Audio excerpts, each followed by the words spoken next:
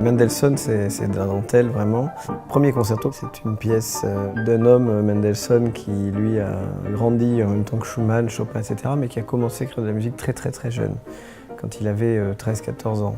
Cette œuvre, le premier concerto que je vais jouer, je ne sais plus de quand il est daté, mais il était encore très jeune aussi, c'est une œuvre de jeunesse. Enfin, chez Mendelssohn, ça ne veut pas dire grand-chose, œuvre de jeunesse, puisqu'il a composé des chefs-d'œuvre dès l'âge de 13-14 ans.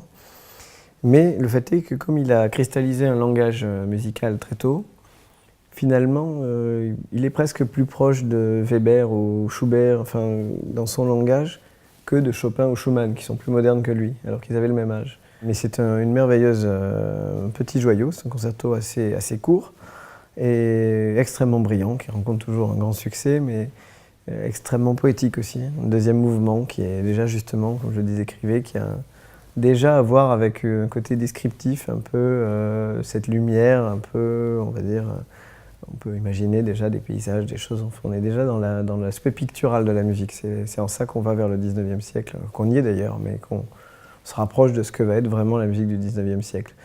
Et donc j'adore Mendelssohn, et là j'ai un interprète, un chef d'orchestre de choix, puisque ce sera avec l'Orchestre de Paris, et Thomas Engelbrock, qui est vraiment un chef que j'admire énormément, que je connais dans ce répertoire.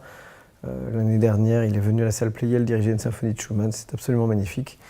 Donc là, je pense aussi qu'on devrait normalement bien se trouver.